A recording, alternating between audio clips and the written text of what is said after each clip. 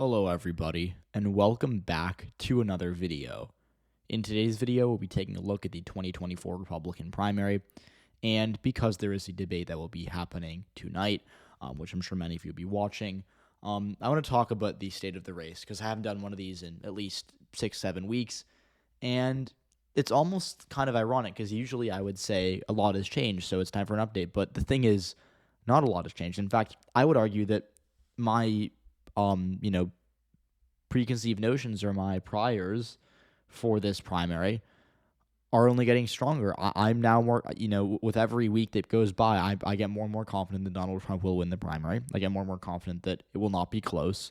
And I get more and more confident that we're going to see before the end of the, certainly before Iowa, but likely before New Year, that we're going to see some Republicans dropping out. And I think that some of those could be pretty, candidates that we were expecting, like maybe Asa Hutchinson, Larry Elder, but maybe some more significant ones like Tim Scott, maybe Mike Pence, maybe even Ron DeSantis. So let's talk about this race just briefly. I don't want to spend too much time doing it because obviously there's not so much that there is to say. But I do want to talk about the polls right now. So Donald Trump, after the first debate, had a bit of a dip where he kind of fell below 50 for a bit, which was a little worrisome for him. But I think that's mostly because people, started to say, well, hold on, there's other alternatives, and maybe I'll consider to vote for someone else. But that little thing only lasted for a few days, and we're back to where we've been at. Trump's at 55.1% as of right now. I think he might have actually peaked at 56 last week, but he's in the mid to high 50s consistently, so he's doing well. DeSantis is continuing to fall. He had a decent night after the debate. I called him a winner of the debate. A lot of people didn't agree, but DeSantis did spike a little bit over here, but he fell back down again. Ramaswamy, I would argue, actually peaked way too early. He peaked before the debate right here, as you can see. I think this point on August 24th, that was I think the day of the debate, and he has fallen a lot since then. If you look at his share of the vote, he's at 6%. I think he was he was above 10% for a point. So he lost a lot of support. Nikki Haley obviously is doing very well compared to where she was prior to the debate.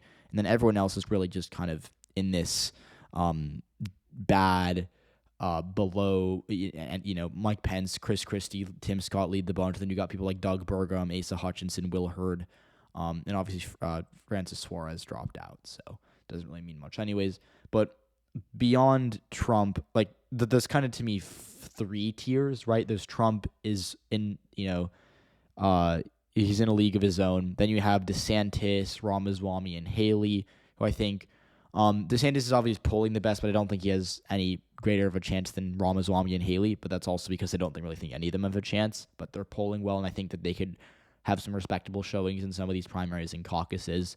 And then the third tier are the people who are going to stay in the race, but probably won't do well, like Mike Pence and Chris Christie, maybe Tim Scott, but I think Tim Scott is losing momentum, and I think he could drop out soon too. So beyond that, no one really is even worth talking about. I'm not going to talk about Doug Burgum. I know he qualified for the debate tonight. Good for him. I'm interested to see how he does, but are we really sure it's going to matter, right?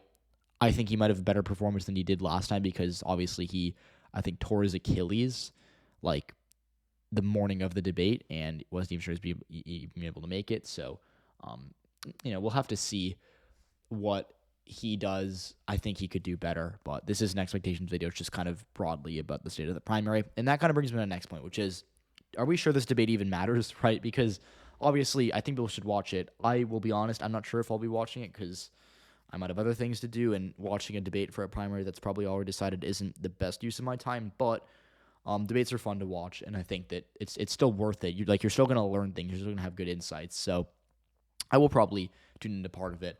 But here's what I'll say broadly about the debate. There will probably be a clear winner or two. There will probably be a clear loser or maybe two. But I don't see a scenario in which we come out of that debate and are like, this primary is competitive, or even close to competitive. Because right now, Donald Trump is leading in the polls. He's up by, at the moment, he's at 56%. And he is crushing DeSantis, who was initially he was favored to win the primary at one point by the betting odds, and he's fallen, very, very fast. We haven't even had a primary yet. We've only had one debate, and he's just really not having a good 2023. And Ramaswamy, I was saying this after the debate. I think that his, 15 minutes of fame might be over. He had a really, really good summer.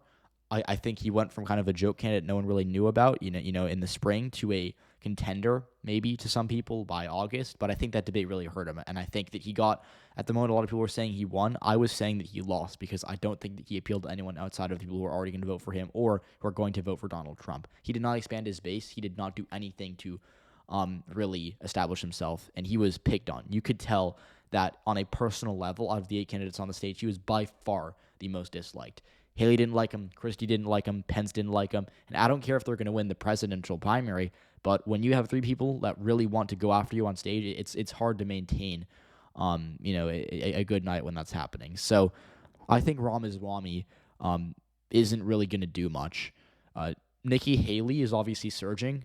I think that she is, this isn't to say that she's surging in terms of probability of winning. It's, she's still not going to win, but her polling has surged. She's, doing nearly twice as well nationally as she was before the debate. And again, it's a 2 to 4% increase. So that isn't, again, it's not like, she's fundamentally changed her coalition, but she's doing well. And I think she has momentum right now that could be meaningful if she capitalizes again on it tonight. So that's what I'll say about the primary right now.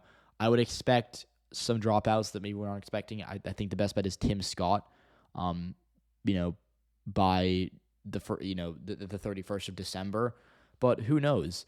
That does, no matter who drops out or who stays in, I think Donald Trump's still going to win. I think he's going to win comfortably. I think he might only lose a state or two, and I don't even know what it would be. I think he wins Iowa. I think he wins New Hampshire. I think he does very well in Nevada and South Carolina. Maybe he loses a state like, if Romney stays in for Utah. Maybe that happens, but I'm not really sure. So that is it for my video today. Again, let me know who you think is going to win the primary. Let me know if you think that Trump can even lose a state. But again, thank you so much for watching, and I'll see you all in the next video.